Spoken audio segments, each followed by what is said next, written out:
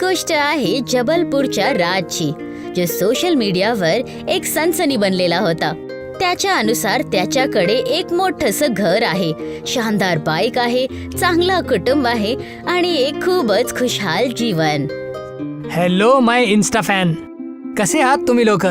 बस चालू आहे, जीवन आहे, असंच चालणार. अरे बापरे, माझे प्रेमळ इन्स्टा फॅमचं जीवन काही धीमी आणि बोरिंगशी चालू आहे. पण डोंट वरी, मी आहे ना तुमच्या सोबत, तुमचा दोस्त, तुमचा एंटरटेनर, जे तुम्हाला कधीच एकटा नाही होऊ देणार. तुमच्या चेहऱ्यावर मुस्कान आणणं हेच तर माझं काम आहे. म्हणूनच मला असंच फॉलो करत राहा आणि माझे रील्स बघत राहा. ठीक आहे, चला बाय, टेक केअर.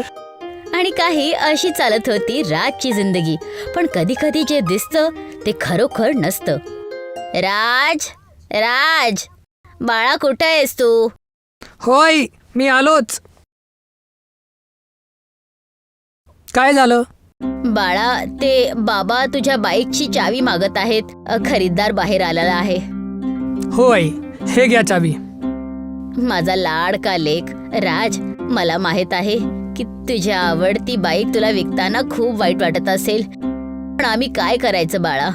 कर्ज आहे, आपल्याला चुकवावं लागेल ना. आई, तू अशी गोष्ट का करतीये? तू आणि बाबांनी सोबत मिळूनच मला हे बाईक दिली होती. आणि आता जेव्हा बाबा इतक्या तकलीफमध्ये आहेत, तर ह्या बाईकला मी ठेवून काय करणार? मी तर ह्या बाईकवर लय फिरलोय, म्हणूनच मला काहीही त्रास होत नाहीये. तुम्ही काळजी करू नका.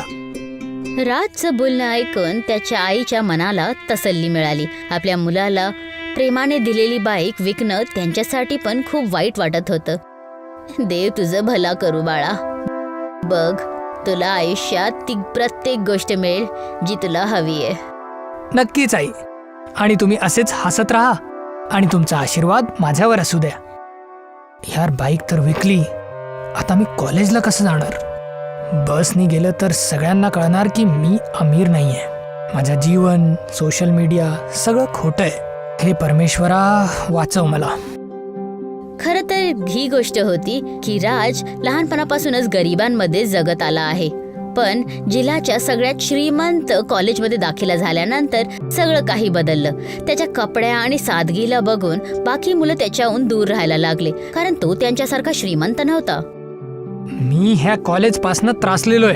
रोज जा, वाचा, बसा आणि गपचूप घरी यायचं. कोणी बोलत पण नाही माझ्याशी, कोणी माझ्याकडे बघत पण नाही. आता मी काय करू? आपल्या एकट्यापणापासून निघण्यासाठी त्याने सोशल मीडियावर खोटं बोलायला सुरुवात केली. त्याने अमीर होण्याचा दावा केला. त्याने पैसे वाचून वाचून श्रीमंत पोरांसारखे कपडे विकत घेतले, एक जुनी बाईक विकत घेतली आणि आपलं जीवनच बदलून गेलं. आणि ह्यामुळे सोशल मीडियावर आणि खरोखरच्या आयुष्यात पण त्याचे खूप मित्र झाले. वा, शेवटी सगळं व्यवस्थित झालं. पण असं बोलतात ना, खोटं खूप दिवस टिकत नाही. कर्जामुळे राजला आपली बाईक विकावी लागली आणि आता त्याने कॉलेज जायला पण बंद केलं होतं. अरे यार, तू राजला बघितलंयस काय? आजकाल कॉलेजमध्ये दिसतच नाहीये. हो मित्रा, मी त्याला किती मेसेज केले, कॉल केले, पण त्यांनी त्याचं काही उत्तरच नाही दिलं. आणि नाही सोशल मीडियावर काही पोस्ट केलंय त्यांनी. काही कुठे गडबड तर नाही असेल, पण तर आपल्याला काय? त्याचं जीवन आहे, आपण काय करू शकतो? बिचारा राज, ज्या मैत्रीसाठी त्याने सगळं काही केलं, त्याच मित्रांनी त्याची काहीच पर्वा नाही केली. आता राज चुपचाप आपल्या घरच्या दुकानामध्ये काम करायला लागला. पण एकदा पुन्हा त्याला एकटं पण वाटायला लागलं. एक दिवस रात्री घरी येताना राजला काहीतरी विचित्र दिसलं. अरे, हे काय आहे? ही रिक्षा अशी अजीब का दिसतीये? कारण की हे काही साधारण रिक्षा नाहीये. हिला मी स्वतः डिझाईन केलंय. प्रेमाची कटलची रिक्षा. बाहेरून कठोर आणि मजबूत, पण आतून नरम आणि आरामदायक. तर बोला बाबू, कुठे जायचंय? मला तर फक्त घरी जायचंय. घर?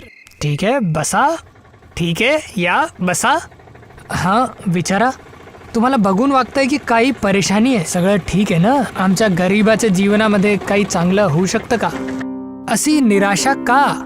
हात पाय व्यवस्थित आहे, काम करताय, 2 वेळेसचं जेवण आहे. काय हे कमी आहे? हो, हे कमी आहे. फक्त जीवन चालू आहे हेच नसतं. प्रत्येक दिवसाचे त्रासामुळे थकलेलो आहे मी. कितीही काही केलं तरी काही बदलणार नाहीये. लगताय काही जास्तीच विचार करताय. तुम्हाला काय माहिती माझ्यावर कर्ज किती आहे. पण कसं तरी अमीर लोकांच्या कॉलेजमध्ये दाखिला भेटला. विचार केलं की आता जीवन बदलणार. पण इथे सगळ्यांनी मला माझे कपडे आणि पैसे बघून आखलं. मी एकटा पडलो आणि ह्या दाखवायच्या जीवनात उलझलो. आता काहीही खरं नाही वाटत. राजचं बोलणं ऐकून रिक्षावाला शांत झाला. त्याने हळूच ती रिक्षा थांबवली आणि राजकडे बघायला लागला. मला माहिती आहे की तुला काय त्रास होतोय, म्हणूनच तर मी आलोय. म्हणजे बोल ना, कसं जीवन पाहिजे तुला? काय सांगू, एक मोठी शिशाचा महल, मखमलची गादी आणि चवीभोवताली शांती. पैशाची काहीच कमी नाही. महाग महाग कपडे आणि स्वादिष्ट जेवण. ना आई, ना बाबा, ना कॉलेज, ना मित्र, फक्त शांती. राजचं बोलणं ऐकून रिक्षावाल्याच्या चेहऱ्यावर हसू आलं. त्याने जसंच ती रिक्षा पुन्हा चालवली तर रिक्षा हव्यामध्ये उडायला लागली आणि गोल गोल फिरायला लागली. अरे, हे काय होतंय? अचानक ती रिक्षा चंद्राकडे उडत गेली आणि आकाशात कुठेतरी गायब झाली. राजने घाबरत रिक्षाला थांबवण्यासाठी बोलला. पण जसंच रिक्षावाल्याने ब्रेक मारलं, दोघेजण जोरात जमिनीवर पडले. वाचलो.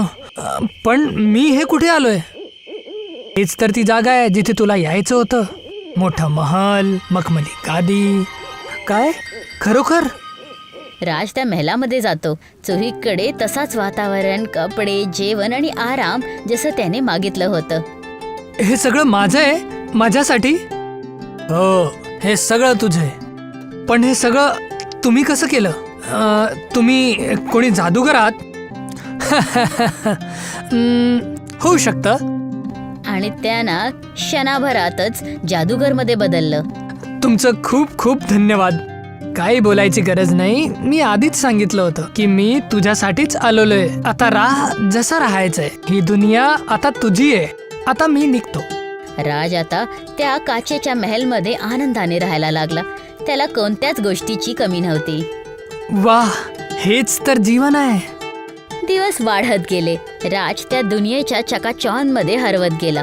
पण जसं आपण बोललो होतो, खोट्याची दुनिया जास्त दिवस चालत नाही. काही दिवसांनंतर राज त्या स्वप्नांच्या दुनियेपासून खूप कंटाळला होता. त्याला आपल्या आई आणि बाबांची खूप आठवण येत होती. हे ईश्वर, मी कुठे फसलोय? मला माझा जुनं जीवन पाहिजे. मला आई बाबा जवळ जायचंय. हे तू ऐकतोय ना जादूगर? मला घरी जायचंय, घरी.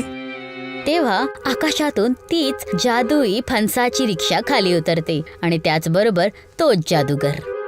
तुम्ही आलात? हे बघा, मला घरी जायचंय. मला माझा साधं जीवन पाहिजे. मी तर हेच विचार करत होतो. तुझ्या जीवनात खूप त्रास होते, पण तुम्ही त्यांच्याशी भांडण्याच्या ऐवजी झूटचा सहारा घेतला. तू आपल्या आई बाबावरनं तोंड फिरवलं, आपली पहिचान विसरला.